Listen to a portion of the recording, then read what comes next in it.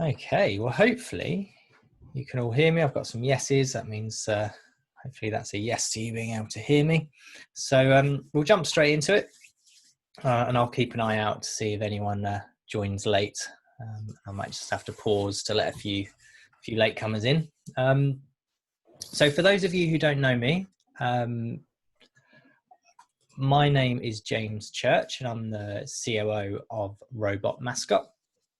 And today I'm going to be talking to you all about how to create that campaign plan, how to actually, once you've got all of your pitch and your investment assets in place, how do you go about actually meeting and convincing investors? And I'm going to give you some strategies and tips that I've seen our clients use really successfully over the years, and I've kind of combined this together into kind of a campaign plan and a campaign strategy, which I'm going to share with you today. So if I do drop out because of an internet failure, to stick around, I'll try and be back. I have asked you all to mute yourself. I've muted you all, but if you have any questions at any point, feel free to unmute and shout out. But I just mute you all because it stops with the reverb.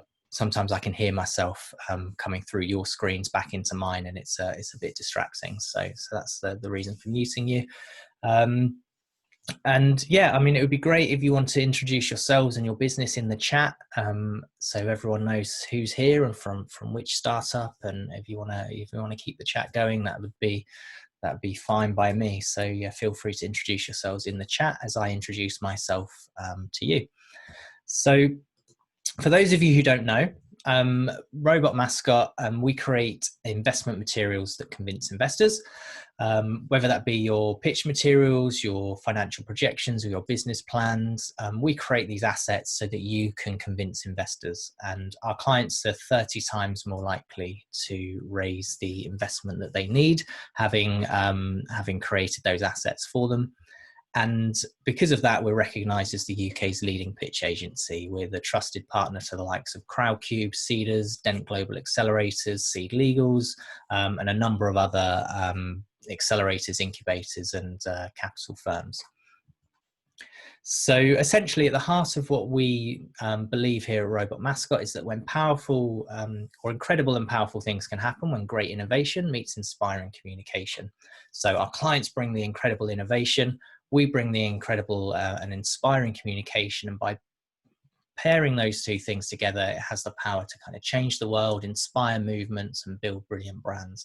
And we focus that entirely on you communicating properly with an investor and you being able to successfully raise the investment you need through convincing communication that gets an investor to back you. So essentially, we want to put an end to great ideas failing because of poor communication. And that really is the biggest reason great ideas fail. 80% of investors tell me that it's the communication of the idea that ultimately decides whether or not they back it, not the idea itself. So we really want to put an end to that failure through the lack of communication. So let's dive straight into the session today. I want to start off with the idea that actually raising investment is pretty easy when you know how. The trouble is, a lot of founders don't know how. It's new. It's something you've never had to do before. It's when it's your first round of funding, and then that's perfectly understandable. Often the clients that we work with are quite experienced entrepreneurs. This might be their second or third rodeo. They may have had 5 years in their business, and now they're looking to seek funding to scale. And obviously others are first-time founders and this is their first business. But it doesn't matter what experience level you've got. If you've never pitched for investment before, then you don't know how to do it, and therefore there's a massive learning curve. And that comes across when you look at the figures in terms of success rate for the first and the second round of funding. So the first round of funding, a 1% success rate versus a 48% success rate for your second round of funding. And it's because you've got that experience under your belt, you know how it works, you've realized what works this time, what worked last time, and you can apply it to the second and subsequent rounds of funding. So what I want to do today is kind of shed some light of what our clients have learned over the years, and what we've learned through watching our clients succeed over, and share that with you today to give you an advantage if you are seeking that first round of funding. So ultimately, what's happening is founders are failing because of poorly conceived fundraising strategies. Whether that's communicating their idea, and like I said, that's really Robot Mascot's focus, and I've got a whole 2-hour strategy session that you can join me on if you wanted to learn more about the actual communication of your idea to investors and creating the investment assets that you need. All you need to do is take our Pitch Ready scorecard at pitchready.co.uk, and you'll get a free invite to that 2-hour strategy session. But the other key areas of failure are around finding relevant investors and getting those investors to commit. And that's what I want to cover with you today, is those two key areas in which founders tend to struggle and tend to fail. So here's what happens. This is what typically happens by the average founder. So when they complete their pitch, their material and their pitch materials, they kind of turn into Rambo here. They enthusiastically kind of spray and pray, sending their pitch to everyone and hoping for the best. And really, they don't want to be doing that. They want to be more like this Rambo. They want to have a precision, laser-focused plan for getting in front of the right investors, and convincing those investors that they're the perfect match to their investment plans and their investment portfolio and the type of thing that they're interested in investing in. So we're going to talk today about how we create that laser-focused plan to get you in front of the right investors. But let's just zoom out for a second. So here's the problem for first-time founders when it's your first-time fundraising founders. There's a massive lack of supply and demand tension.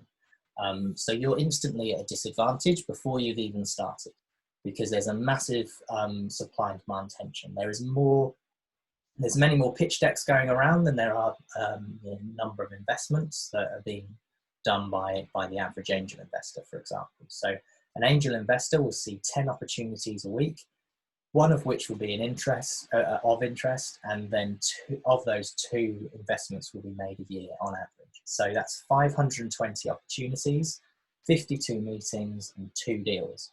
For a VC, it's something around like 1 in every 150 deals that they see. So that means there's a low tension. So investors have all the choice and they have all the power. And you need to try and subvert that. So you're giving yourself the power, and your investors feel like they have a lack of choice. If you can give investors the idea that they've got a lack of choice, then they're going to have to invest in your business, and they're going to want to invest in your business. So the basic principle is that investors suffer from FOMO, right? So they're suckers for it. They don't want to miss out on the next big thing. And the other thing to understand is that it feels safe in a herd. They want what others are investing in. It feels safer to invest in as a pack of investors that have all agreed that this is a good deal to back, not being the lone wolf. They don't want to be taking the risk. They're trying to minimize risk, and one way of looking at minimizing risk is to invest where other investors have felt safe to do so. So few are willing to be the leader of that pack, and they're all they've got a sort of herd mentality, generally speaking. And this is obviously generalization, but generally speaking, they feel safer investing where others have invested, and they don't want to miss out on that next big opportunity. So how do you use that to your advantage with your investment campaign? Well, let's have a look at an example. So if I gave you 100K to invest, if you had 100 grand to invest in a business, and you had no other information that was than what's on the screen now, which one would you invest in? Would you invest in the startup that is raising 500K, has 0 investors committed, or would you invest in the business that is after 500K, has got 10 investors committed who have committed 50% of the round? Or would you look to back the startup that's raising 500K, has 20 investors committed, and has actually overfunded their round by 120%? More often than not, you're going to lean towards the startup 3, the one with the most investors who's had the most money committed. That's the lowest risk option. That's had 20 other investors all go through the due diligence process and decide that this is a really good deal to back. Crowdcube know it, seeders know it. This is the basic principle of crowdfunding and how crowdfunding works. They will launch you on your site with a certain amount of the round already committed to show interest, and then you can get investors on board from there, because they want to back a business that's already had others back it. And as soon as you hit that 100% mark on a crowdfunding site like Crowdcube and Seeders, suddenly you'll see your investments ramp up, because people invest more naturally into those that are overfunded to those that are underfunded. So we want to try and create this supply and demand tension. We need to try and create this situation where you're in that kind of position. So essentially, to create supply and demand tension, there's two things at play. There's two things that need to balance out. So the first thing is capacity, and the other thing is demand. So when you have limited capacity and high demand, you have a supply and demand tension.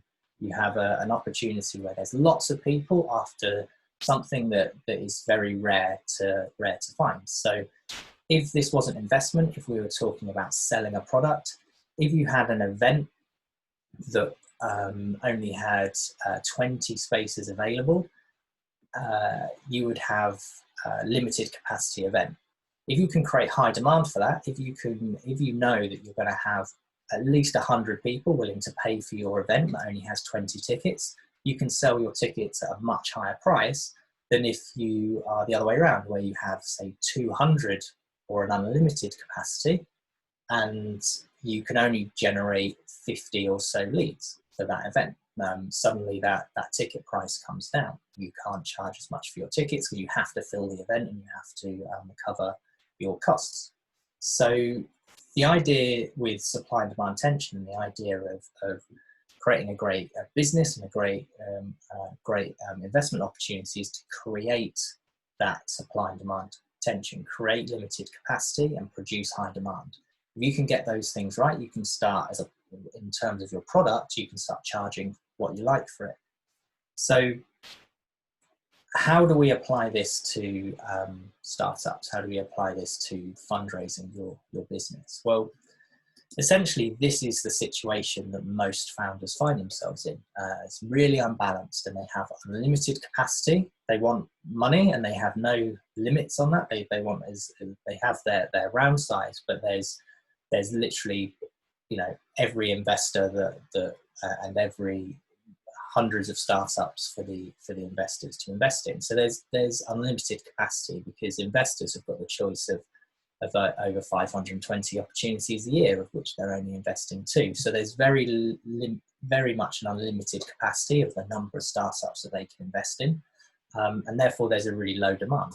And because of that, you've got this unbalanced tension that is working against you and against you in your against your own interests. So somehow you need to create a strategy that balances out that tension and provides you an opportunity where you're showing you have limited capacity and high demand. So you want to make sure there's limited capacity for your investment opportunity, but high demand from people wanting to invest in it. And you need to show that to investors. And if you can show that you have limited capacity and that you have a high demand of interest, then you're going to end up generating more interest than you actually need to close your round. So this is what we're looking for, that balance of limited capacity and high demand. So how do we create limited capacity in the sense of an investment round? So there we go. So the best way to do that is by setting the terms. So if you set terms like, I'm raising 500K and that my minimum investment is 50K and the round closes on the 31st of December, then you have suddenly created limited capacity, because there's a limited amount of funds that you're raising, There's a minimum investment, so there's an exclusivity to being involved in your campaign. You have to be a certain investor of a certain size with a certain amount of capital available. And therefore, those two things mean that you're only looking for a minimum of 10 investors. And therefore, there's a real exclusivity and therefore a real limited capacity available on your round. And you're also making it time bound. You're saying that we're going to be closing our round for the 31st of December. So if you're interested in investing in me, you better have the money available between now and the end of December, and you better be ready to make a decision between now and the end of December. So by setting those terms in your business plan, you're able to set and create a sense of a limited capacity. But that only works if you can create high demand. You have to be able to create enough demand to get those 10 investors at 50K. So the second part, the second stage of this is to create high demand. So with high demand, it lets other investors and letting other investors know that you're in high demand, because there's no point in being in high demand if other investors don't know it. So you have to be able to do both those things, set that limited capacity and be confident about it, while also being confident that you can create a high enough demand to fill that limited capacity. And the best way to do that is to pitch one to many as opposed to one to one. So there's a lot of founders go down the route of pitching one to one to an investor. But by pitching one to many, if you were to arrange a Zoom call like this, for example, back in the day, pre-COVID, it would be a boardroom meeting. But I get the sense now that you're most likely to be doing this on Zoom for the foreseeable future. If you can create a Zoom event where you've got 10, 20 potential investors all in one call watching you pitch and asking you questions about your business, you're creating demand. You're showing and demonstrating that you have demand. You've got a number of people looking to invest in your business. That breeds confidence in the other investors that they're not the only ones who saw something in this. Other people have seen something in this, so I must be onto something here. And it also creates that FOMO. It creates that FOMO effect. So hang on a minute, there's 20 people on this call. He only needs 10 investors. And if you mention in your call that they're the second of 5 pitch events that you're holding this week, suddenly they're like, crap, if he's got 5 events, 20 people, that's 100 investors for only 10 spaces. This must be good, right? So you're creating that FOMO effect by being able to create the demand. But then that causes the problem of, well, how on earth do I get that number of people in that number of events to create this kind of demand? And it all goes back to that sort of traditional kind of marketing and sales tactics of kind of creating your market and then closing your round. So creating your market and then closing that final round, or selling the product as it would be if it was traditional sales. So the way that this works is a simple kind of ratio of numbers. So say you need 10 investments to close the round at the very end of that funnel. You need to work backwards from there, and you need to make the market big enough for your investment round to be able to get those 10 investors. So in order to get 10 investors to close your round, you're probably going to need somewhere in the region of around 20 expressions of interest from an investor. And that will allow some to drop out, and it will also allow for you to be selective. You'll be able to say, you know what, some of these investors don't quite fit the business. They're not quite in the same mindset as us in terms of aligning with our vision. So they're not the ideal investor for us to have on our team. So we get about 20 expressions of interest, and 10 of those will close the round.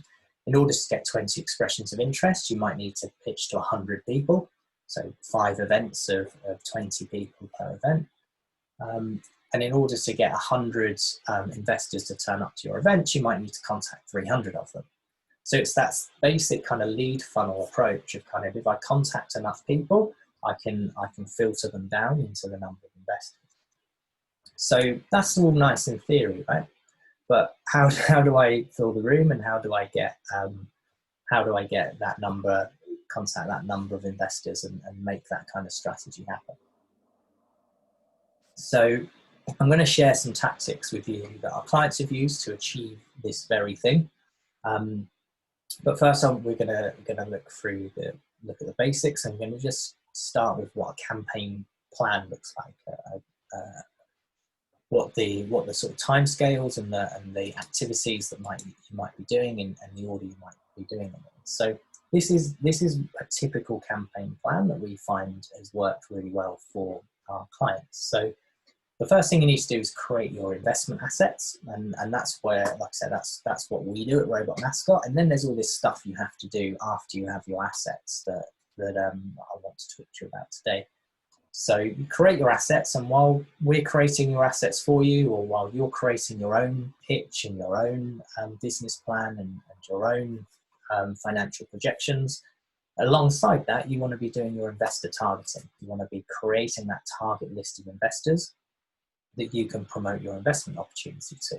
Once you've got that targeted list of investors, you want to start promoting that investment opportunity to them and building up your network and creating making it people aware that you have an investment opportunity available, and that they may or may not want to be part of it.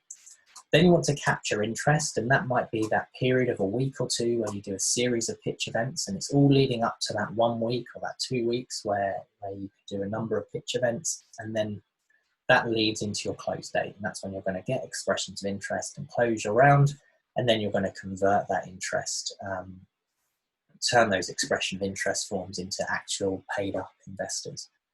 So that's the typical process. So the first part is that making the market, and then you're closing the round. And making the market typically takes 3 to 5 months, with then a month to actually close the round.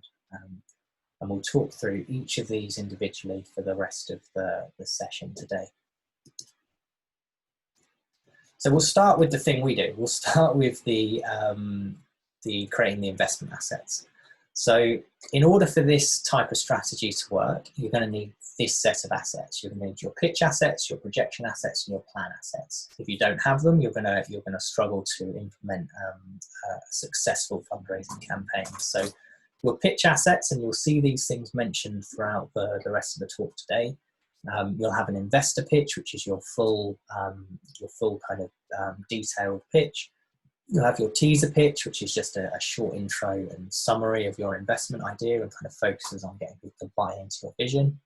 You've got your presentation pitch, which is something like I'm presenting you today, a cut down version of that full investor pitch with just a few words on each slide, and you talk and add the words verbally.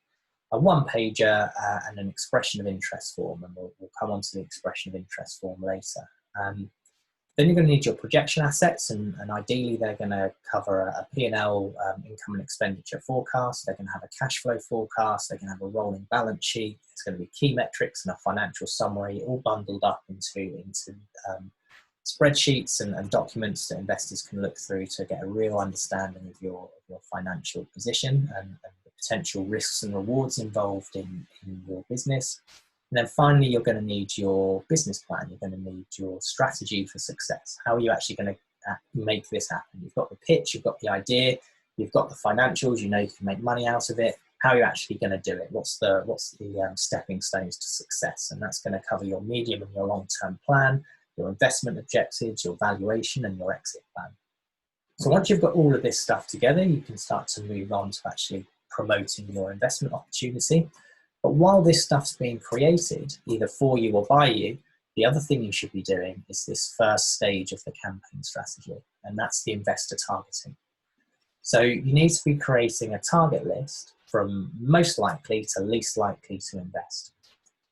So, so you may need to start building this up. You may not have this already. You may need to start building this up and building up this network. And start getting these contacts sort of through that pyramid. The idea of the following phase, which I'm going to talk to you about, is about moving people from the bottom of this pyramid towards the top of the pyramid and having as many people as kind of fans or first and second connections as possible. So the top of the pyramid are your fans, right? They're the people where you're known, liked, and trusted. They're the people within your network already who might invest. So it might be ex-colleagues, it might be friends and family, it might be customers and clients of yours. whoever it may be, they're your fans. They're your biggest fans. They're the ones you can rely on and trust, and would love to invest in your business if you gave them the opportunity to do so. The next level down, you've got those where they're known, they're interested, or they're active. So by that I mean it might be a fund or a group that you know has a particular interest in your sector or niche. So they're specialists in the vertical in which you operate. So they would be a known and interested and active contact. And then you've got your first and second connections on kind of LinkedIn or you know your little black book of people that you know who are either kind of close connections or you know someone who knows them well. So these are the people that are sort of the next most likely group of people to invest. And then finally at the bottom you have your relevant, less relevant and irrelevant people. So they're unknown and they're untargeted.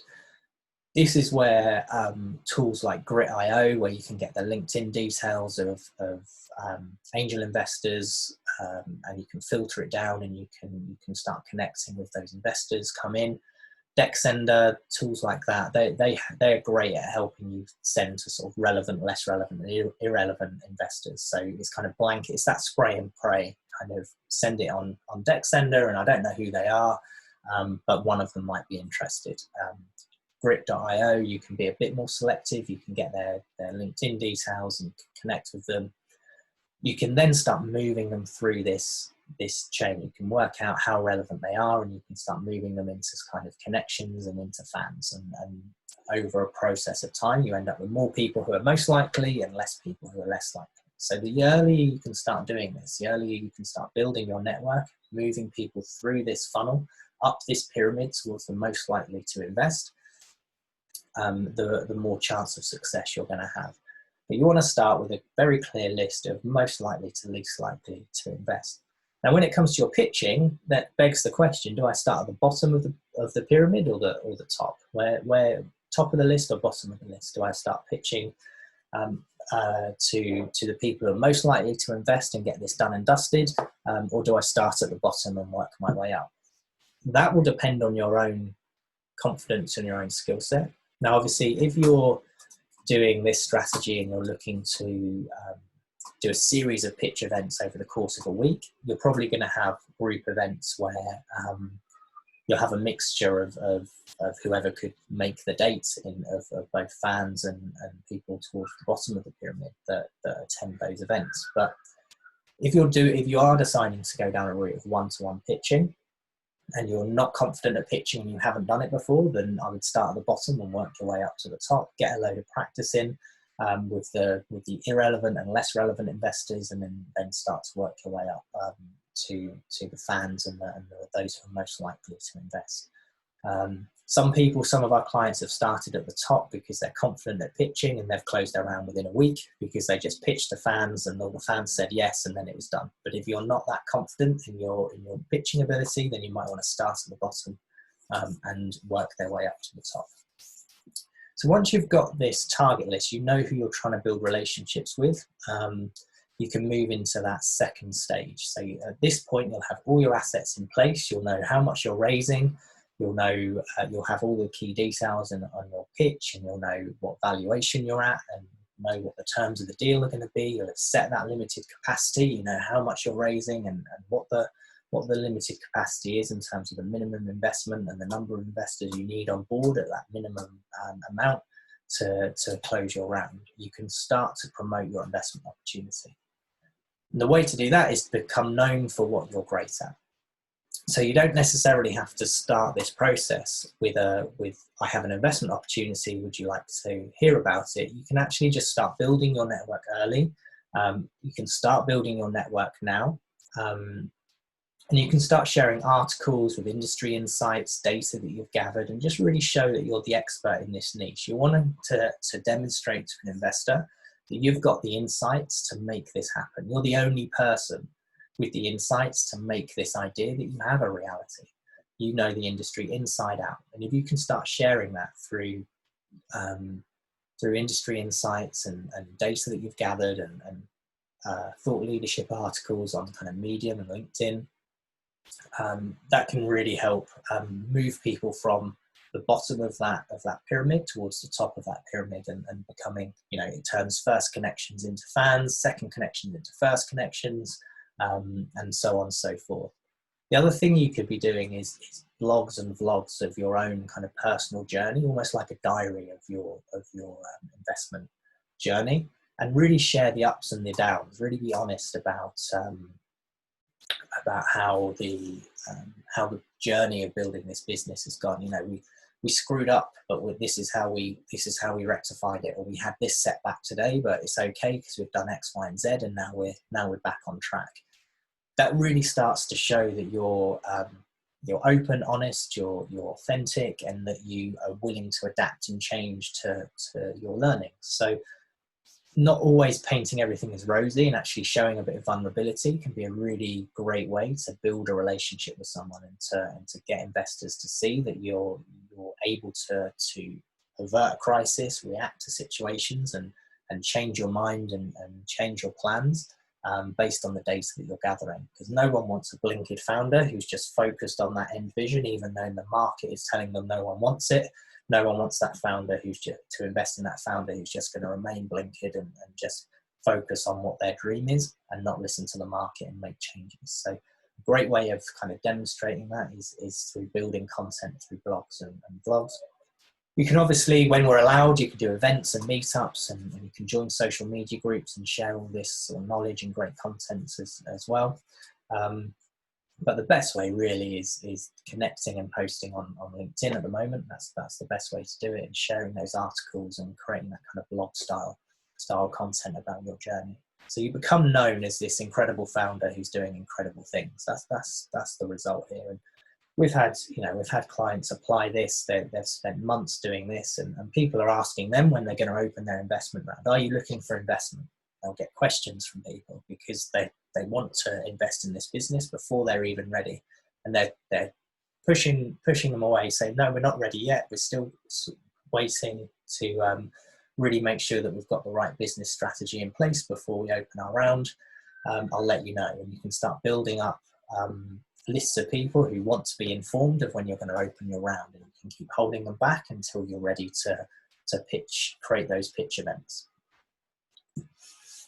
So the thing that we do at Robot Mascot is really try and help people become an investable entrepreneur, sort of create this kind of mindset and this character of an investable entrepreneur.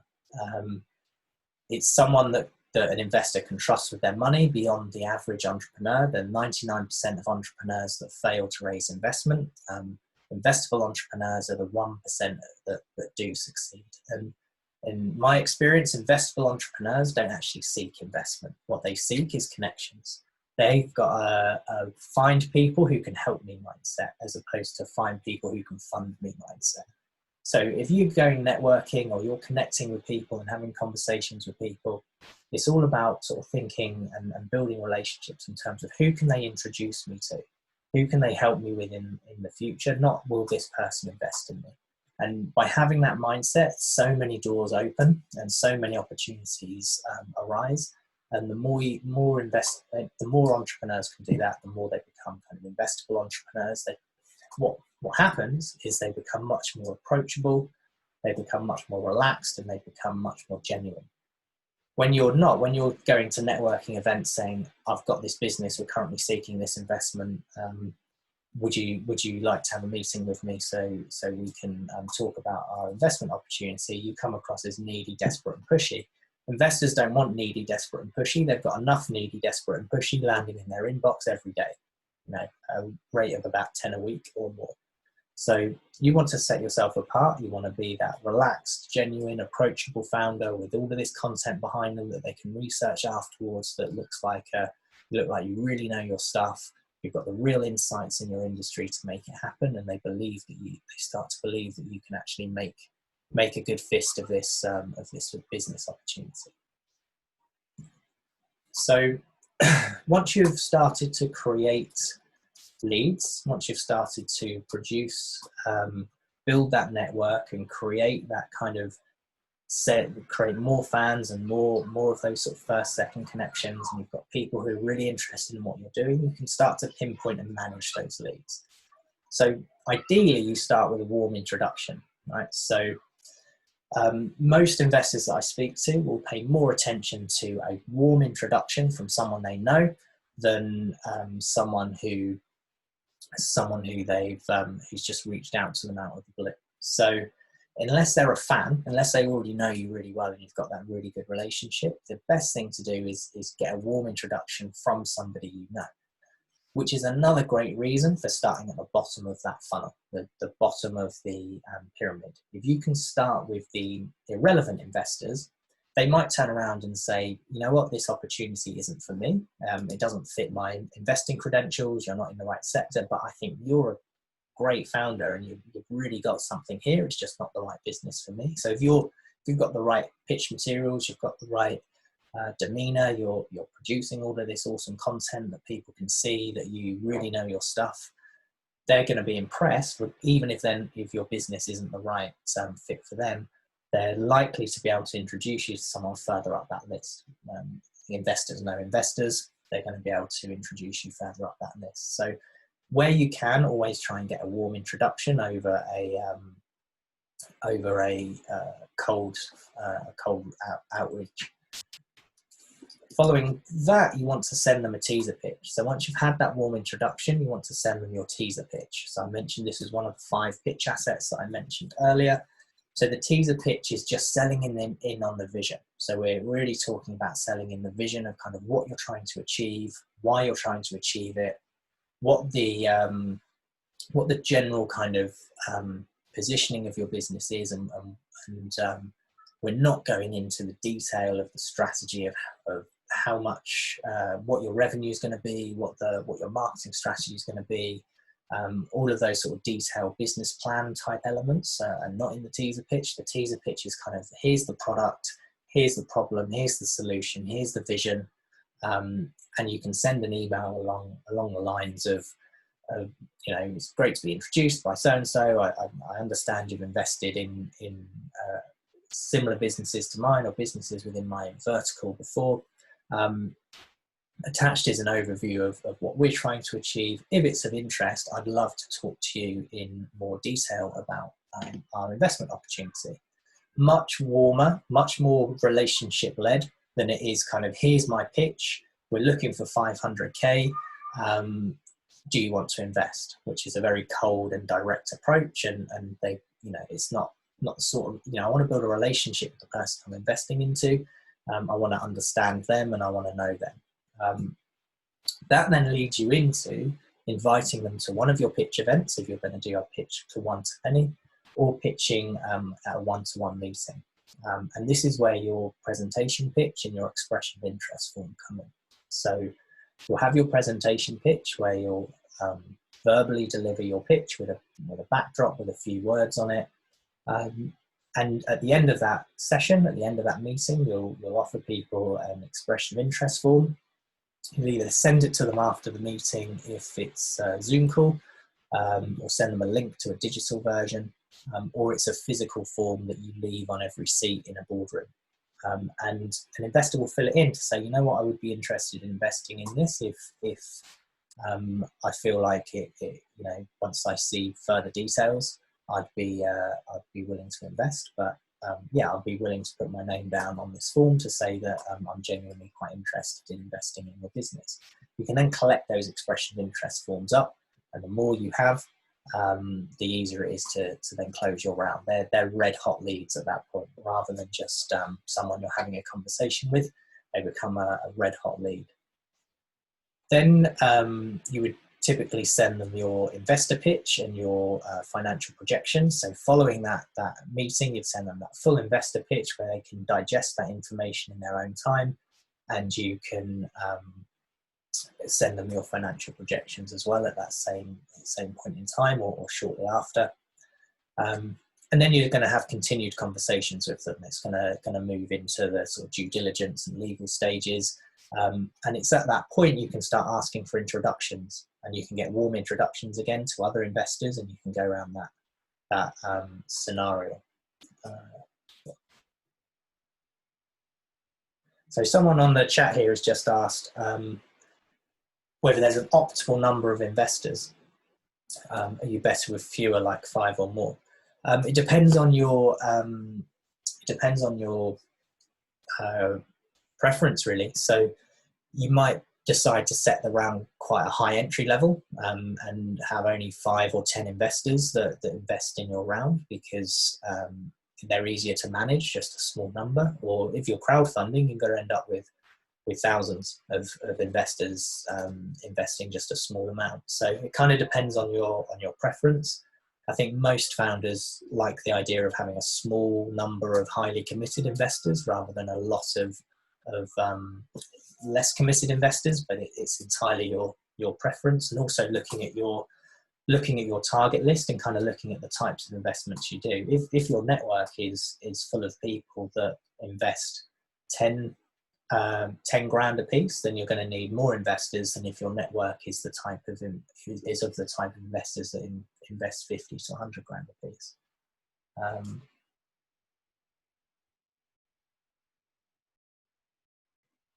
Yeah, so Joey, thanks Joey, he's just saying you can have as many as you like if you're using Seed Legals to manage your cap table. So a plug for Seed Legals there, our friends over at Seed Legals. Yeah, there is no limit, it's all based on your own preference. Cool. So at this point, you're leading everything you're doing at this point. All of that building up fan base, building up investors to be excited about you is all leading to this point, is all leading to capturing their interest. So this is where you schedule all your pitches.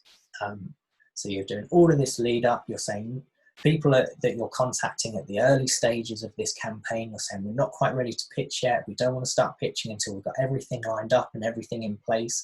Again, just pushing them away to say, come back in, we're going to be running some pitch events towards the end of next month. We don't want to pitch to you until we're sure we've got everything in place. Again, positions you as an investable entrepreneur and not that desperate, needy founder. You're kind of saying, we want to make sure that we've got everything right before we waste your time. We don't want to waste your time. We want you to really see the value in what we're doing. So we're organising these events and we're working towards that point. It's what a lot of other founders aren't doing, so it instantly gives you interest and makes you engaging, and it also makes you seem very sensible and realistic and conscientious as a founder. So you're leading up to this kind of period of capturing interest. And when you're doing this, when you're doing these scheduled pitches, and they, like I say, they can either be a number of one-to-one pitches over a period of a week or a month. They might be a number of one-to-many pitches where you do we've had a lot of clients have success in leading up to kind of 1 week of pitches, and they do a morning and an afternoon pitch to a boardroom of people. This was pre-Zoom, but a boardroom of people. They hired out a boardroom for a week. They did morning and afternoon pitches, and by the end of that week, they basically closed their round. They had enough expressions of interest to close their round. It was all just then about due diligence, going through the financials and the business plan in detail, and signing on the dotted line. So that's the ideal, right? You want to be able to hit it hard over a short period of time and get the money that you need.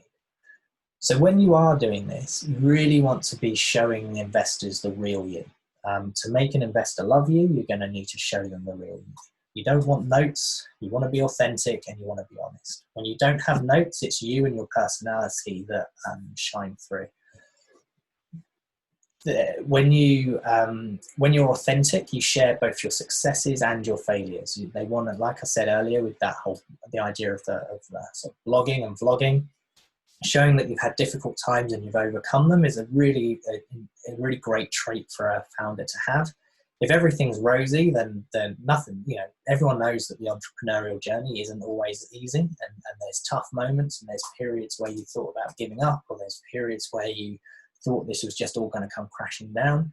Talk about those things with investors either in the pitch or in the conversations that you have after with them, because it really shows how you're resilient as a founder, and you're still here and you're still going, and you believe in this passion. You're passionately following this vision, and you can see how it's gonna succeed.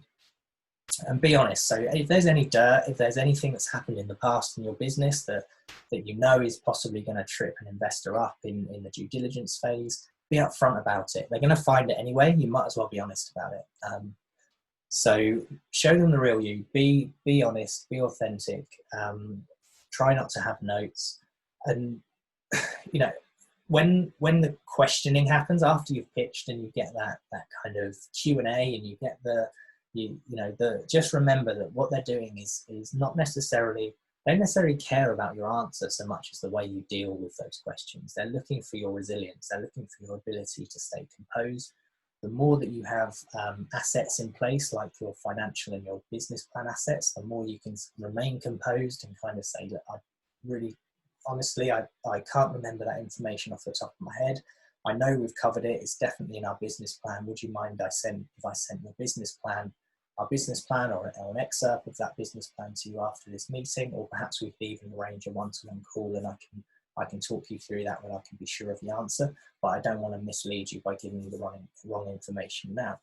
You give that type of response, suddenly you're much more an investable entrepreneur than a rabbit caught in the headlights and a founder who's struggling to come up with an answer because they think they need to think of something clever and impressive off the top of their head.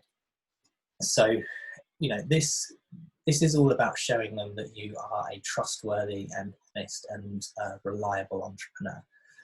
I've had, one of the most interesting fundraisers I've ever been part of is a fundraise one of the first ones I was ever involved with when we first started Robot Mascot a number of years ago. And he was a young lad, and he was doing a really great job, and he'd done all of this stuff. He'd really built up a really good reputation for what he was doing, and he got the investment he needed. He actually overfunded, and he suddenly disappeared. He actually wasn't able to deliver on the tech that he had promised. He was paying himself a lot of money. He suddenly had this lovely flat. He suddenly had this lovely car, and he suddenly disappeared off the face of the earth. And we had investors ringing us to ask where this founder was. So that just goes to show that the horror stories that investors know about of kind of founders taking their money, spending it in a lot, giving themselves nice salaries and not being able to deliver on the tech, and then just disappearing. And that's what they're trying to avoid, is those horror shows. I'm glad to say that hasn't happened since with any of our clients, but it does happen, and investors do know and do know of these things happening. So they're trying to find someone who's authentic and honest. So if you can be upfront about the dirt, if you can talk about your successes and failures, you become much more reliable as an entrepreneur. You're also going to need to practice, practice a lot, but practicing in the mirror to your friends and family and to colleagues is a no. It doesn't count. Friends and family and colleagues are bound to say you're great.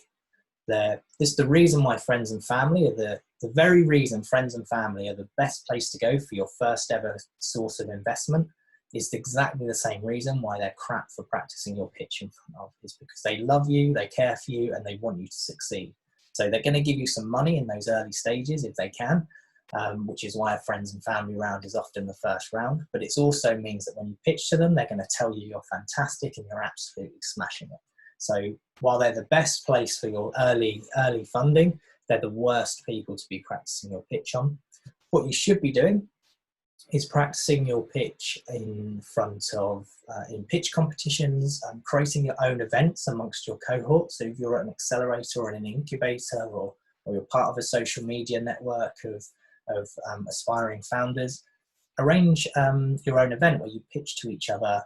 You do a 5-10 minute pitch to each other, and then you grill each other on your business model as if you were investors, and help each other out to improve their pitch.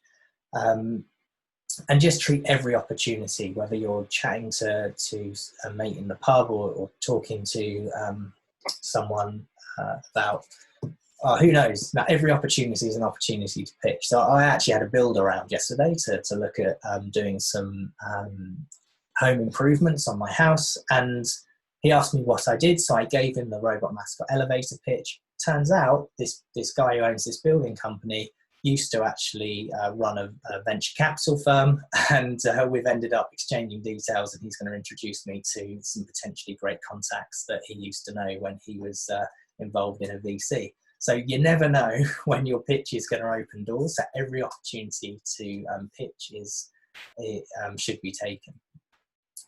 Martin Luther King, right? We all know about the "I Have a Dream" speech. What a lot of people don't realize is that he wasn't planning on giving that speech at all. So he had suddenly been given this opportunity to pitch in front of millions of people on TV, and he was suddenly pitching to a different audience and a wider audience than he was usually pitching to when he was going around churches up and down the United States. So he changed his speech, and he was going to talk about how America had given the African American community a blank check. It was going to be his blank check speech. And I really don't think if he'd have given the blank check speech, we'd be talking about Martin Luther King today. He started giving this speech using this blank check analogy, and he could tell he was losing the audience, and it just wasn't feeling right, and it just wasn't landing right.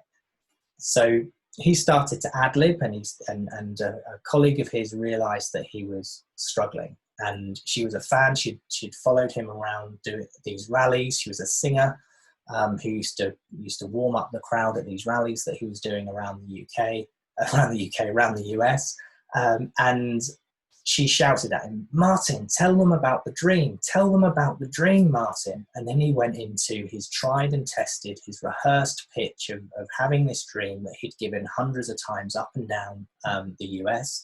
And obviously that's become one of the most iconic pitches, one of the most iconic speeches in history.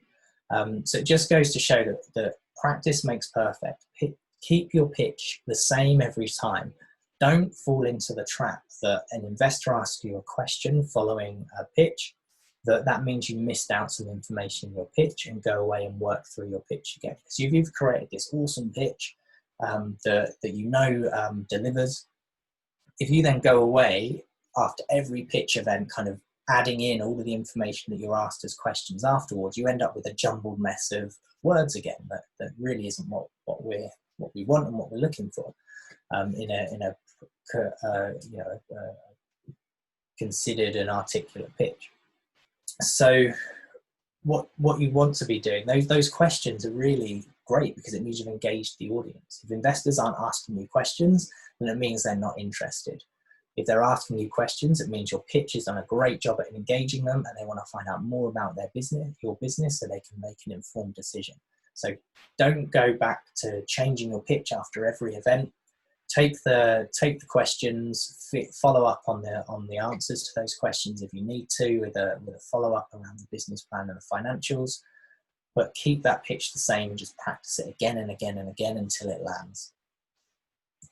And then finally, you need to capture those expressions of interest. So those expressions of interest are signals of serious intent from the investor.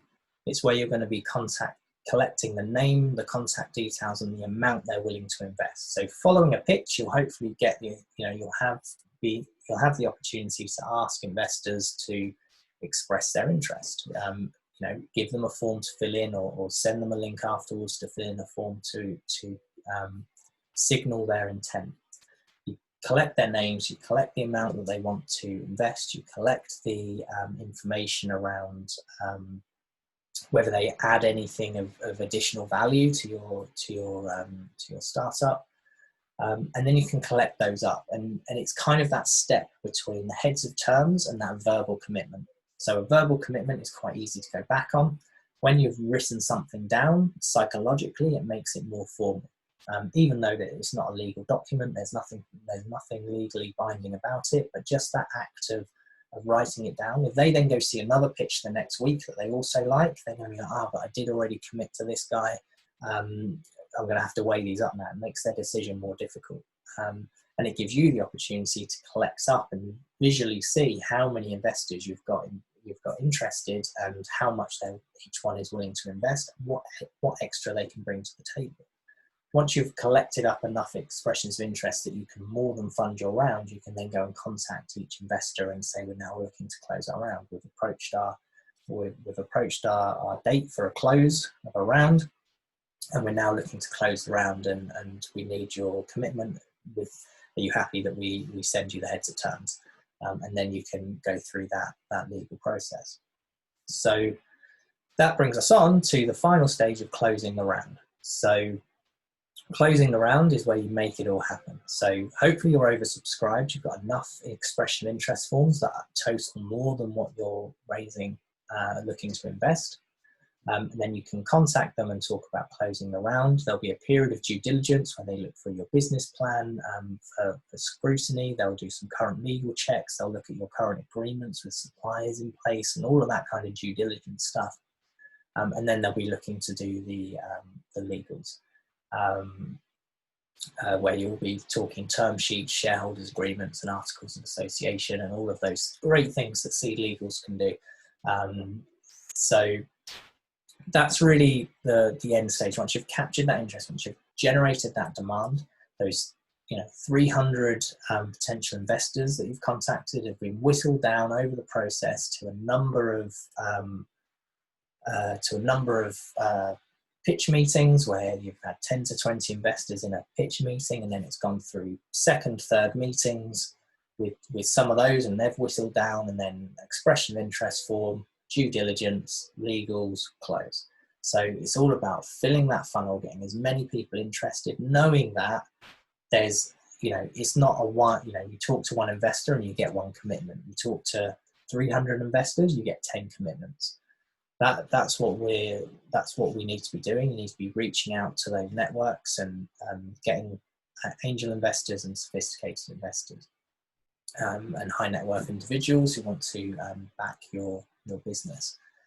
So in summary, to summarize all of this, is you're looking to build a tribe of investors. You're looking to build a community of investors that really love what you're doing, and you're looking to demonstrate to them that there are other investors out there that are also really interested in what you're doing. You create that atmosphere of there being that supply and demand tension. You're only raising 500k. You're expecting 50k per investor.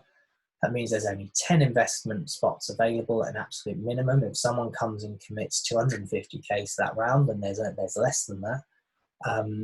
And I've got 5 events lined up with 20 investors in each one. So you're all going to be fighting each other for the opportunity to invest in my business. That's kind of the narrative that we're trying to spin here to investors. And suddenly you've flipped that supply and demand tension on its head. And it's no longer, I'm an investor with 500 opportunities a year and I only ever make 2 investments. Instead, it's like, wow, this guy is really interesting, or this founder is really interesting. I want to, I'll be interested in that. Oh my goodness, look how many investors are also interested. If I'm serious about this, I need to make a commitment. I need to sign that expression of interest form, and I need to make an effort to really make sure that this is a deal I want to do. It suddenly puts you in control, and it suddenly puts you in power. So we are investor targeting. We're creating that target list, that pyramid that I showed you of most to least likely to invest. We're then going through the process of promoting the investment opportunity. We're building our network and sharing content about our brand and about what we're trying to achieve. We're using the assets we've created for our pitch and our business plan and our financials to share insights and strategies that show that you really understand what you're doing. And by doing that, you're then going to be seen as an expert. Then you're going to get people to be booking into pitches, pitch sessions that are all going to take place during your period of capturing interest, where you're going to get expressions of interests gathered. Then you're going to have your close date, and you're going to convert that interest. So those expressions of interest are going to go through a period of due diligence and legals, and then you're going to actually close your round, and the money is going to be in the account. So that is the theory, that is the strategy, and they are the tactics that I've amalgamated from a number of different clients to create the kind of ultimate strategy that if you apply this, you're going to have a much greater chance of success than the 99% of founders out there who haven't understood that supply and demand tension, and are all pitching as in a scenario where they're just one of 500 opportunities that are sent an investor's way. So that kind of brings us close to the end of this talk. If you want to know more about Robot Mascot and how we might be able to help you, or generally just want to see how you measure your own ability to currently raise investment, you can take our scorecard. It's completely free. It's our pitch ready scorecard. You can benchmark your ability to raise investment. It takes less than 5 minutes. It's just a series of yes/no questions, and you'll get a free 12-page report with suggestions on what you can improve to improve your positioning as an investable entrepreneur. And you can do that at pitchready.co.uk. So feel free to take that quiz and get that report completely free. You can find more from me on LinkedIn. You can connect with me on LinkedIn. You can join my Facebook group, Investable Entrepreneur, where in both those channels I share articles, insights, knowledge about kind of how to convince investors, but also kind of what's happening currently in the investment landscape, because I know a lot of you will be concerned about kind of this big recession thing that's happening and how that impacts on investment. So it's something that I share a lot about what's happening and how to navigate the investment landscape in this current time. And you can get my book soon. It's coming out in. For those of you who've seen a talk from me before, I have a cover now. Look at that! I have a cover now. The book is coming out around October, November time. I'm still waiting for an exact launch date, but I think the big launch will be towards the end of November. It's looking pretty likely. So if you want to bag a copy of the book for 99p, look out for the messaging, look out for notifications from me and Robot Mascot around November time. And just to finish up, I want to finish up on this idea that great ideas don't raise investment. So you're all there with great ideas. Everyone on this call has probably got a great idea that they're looking to fund. But it's not your great idea that's going to raise investment. It's great communication that does. Like I say, about 80% of investors say it's the communication of the idea and the communication of the business strategy that decides whether or not they're going to invest. And it explains a lot as to why so many great ideas fail and why you see some really terrible ideas get funding. Because they're great at communicating. They're great at communicating a business strategy, and they're great at positioning themselves as investable entrepreneurs. So whether that's your pitch materials, your business plan, or through the content that you produce as part of the promoting of your campaign strategy, it's all about great communication and demonstrating that you have the insights and the knowledge and you're the person to make this happen. It's all about your fundraising assets, your personal brand, your investment strategy that wins your investment, not your idea itself. There's so much more to it than your brilliant idea. So that brings us to the end. This was a sort of an hour to an hour and a half session. I didn't quite know how long this was going to take, so we've just gone over the hour mark. If anyone wants to ask any questions, feel free. If you need to dash, then that's absolutely fine. But I hope you've got a lot out of today, and I'll stick around for a little while answering questions if anyone wants to take their mics off mute and ask me a question.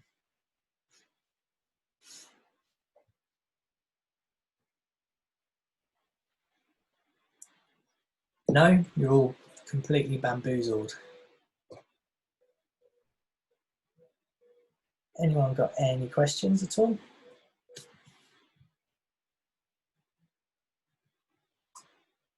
Come on, someone must have a question, no? All right. Well, if I've covered it so well that you don't have any questions, we've got tell us about Robot Mascot, please. That's great. I love that question.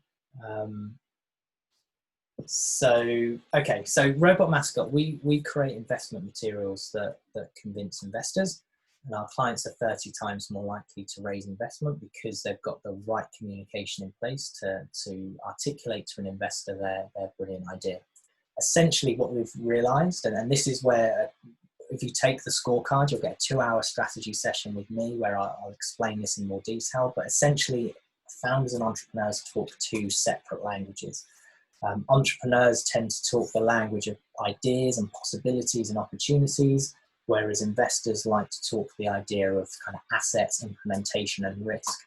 And until an entrepreneur can learn to talk the language of an investor, they really struggle to articulate their business in a way that investors want to understand it in order to tick all their boxes. So that's essentially, in a nutshell, what we do at Robot Mascot, and we do that via the production of your critical fundraising assets, which are your business plan, your financial projections, and your pitch materials. So that's just a quick overview of Robot Mascot to answer that question.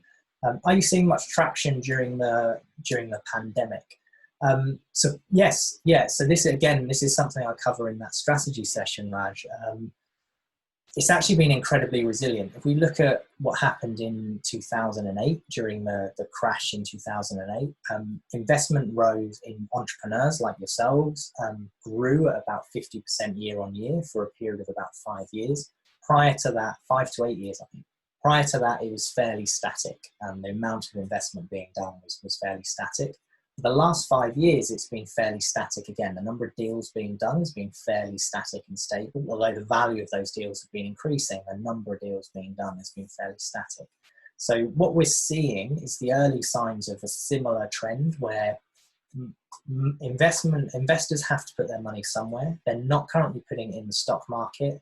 There's a question mark over the property market, and they know that entrepreneurs there's always some incredible innovation that comes out of a recession like this. There's always incredible opportunities, whether that be, last recession, it was kind of Uber, Airbnb, Stripe, WhatsApp, all got their first major rounds of funding and made their investors lots of money. So we're starting to see people switch their investments towards entrepreneurs, and we've actually seen a really resilient market during the pandemic, whether it's Europe, Asia, or the US, where investments have actually increased while we're all in lockdown. So the second quarter of this year, investments have actually increased across the board. In the UK alone, the number of investments that were done in the first half of this year is equal to the number of investments being done in the second half of 2019. So it's not decreased, it's not increased, but it's remained pretty stable. So yeah, we're seeing lots of activity and lots of traction happening in the market currently. What else have we got? I hope that answers your question, Raj. Yeah, so we've got a few come up now.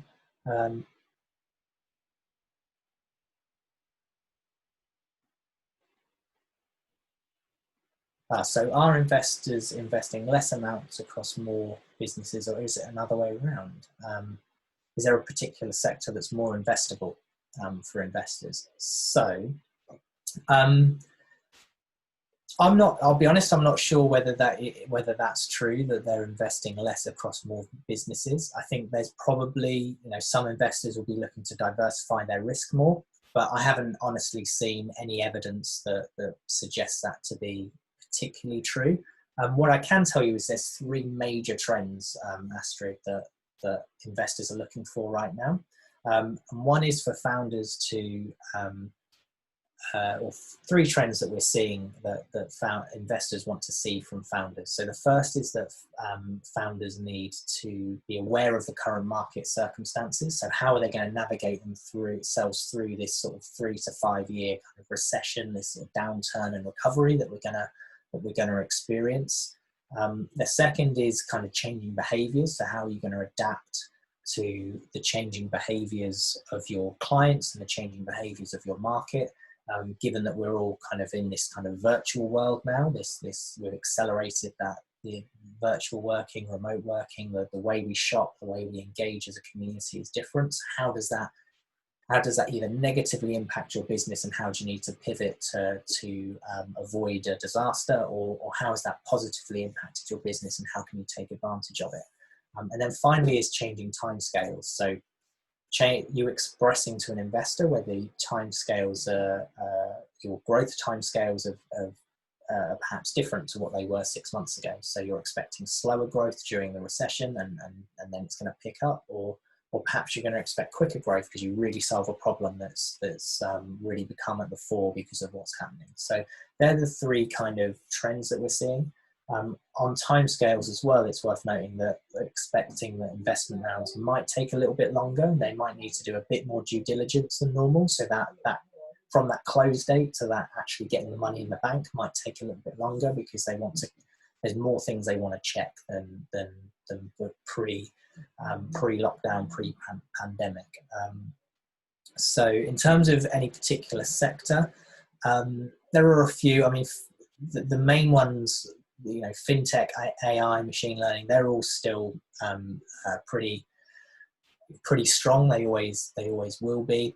They're just a hot trend. There has been sort of increases around VR. So VR's made a bit of a comeback. It was kind of a big thing a few years ago, and then no one was really investing in VR. But there was a startup in I think it was Finland just raised an incredible amount of money for their VR startup. We've just finished working with a client who's got an incredible VR product who because of what's happening, it's very timely to be talking about VR again and how that impacts.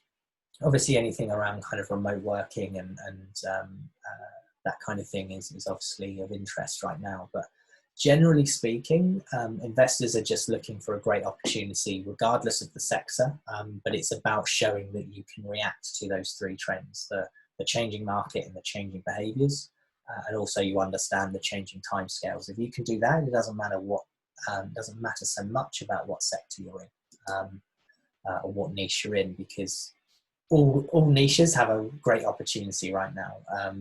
Recessions create incredible opportunities for entrepreneurs as big corporates kind of get rid of and sack and axe their innovation spend and instead concentrate on their core business. So Blockbuster famously went out of business in the last recession because they focused on selling DVDs in shops rather than investing in their streaming service, and that gave Netflix a free run on streaming.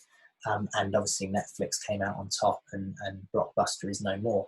So that's a classic example of a big corporate that, had the recession not happened, Netflix would have found themselves competing against corporate budgets like Blockbuster, and Netflix would have really struggled. But because the corporate mindset is to protect the core business and not invest in innovation, Netflix had a free run in that sector, more or less. They weren't up against the big corporate budgets of Blockbuster. So whatever sector you're in, it's telling that narrative to an investor to say, we've got the opportunity, we've got the upper hand because of this, that, and the other that's happened with this current pandemic. So I hope that helps. Do investors pause at Christmas? Yeah, there's probably not going to be much activity happening around Christmas, so sort of aim for closing around before or after. There tends to be kind of seasonal patterns around the end of the financial year as well, because of the SCIS, EIS. There's often sort of a rush to spend their budget, if you like, before the tax year resets.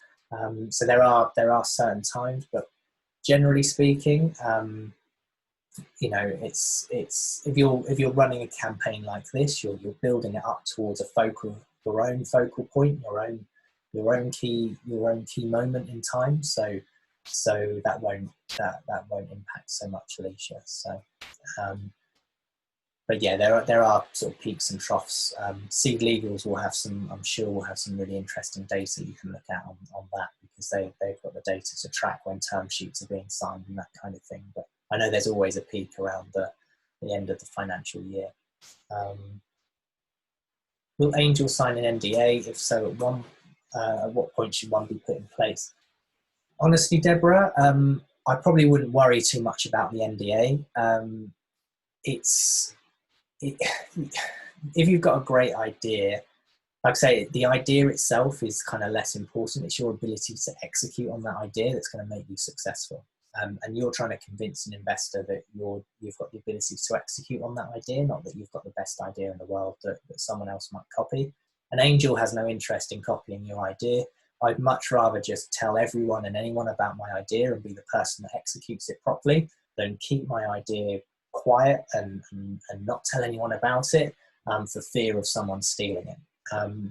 So that I could walk past a derelict block of flats on my way home from work every day, or a derelict building, and say that would make an awesome block of flats if someone invested in that.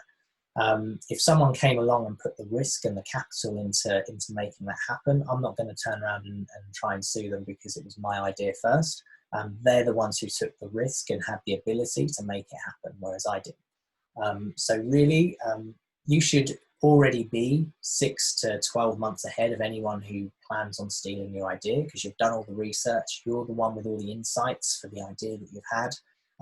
You've got the traction and the validation. You've built up relationships. You've built your investor network. You've been putting out all this content. You're already 6 to 8 to 10 months ahead of anybody else. So if they've got the ability to catch you up and overtake you, maybe they're the ones who deserve to succeed, because they're able to make stuff happen at pace, and they're the ones that people are going to want to invest in. So I wouldn't worry too much about NDAs. I would just plow on and just pitch your idea as much as possible. That might be a controversial statement, but yeah, I just think they're a block, and they're a waste of time, and they're only any good if you can afford to enforce them. So unless you've got millions in the bank to go and sue someone and try and prove that your idea has been stolen, then they're a worthless piece of paper. And if you've got the kind of money to sue someone off of the back of an NDA, then you probably don't need the investment. What else have we got? I think that's it. Cool. So I think I'm going to end it there, guys.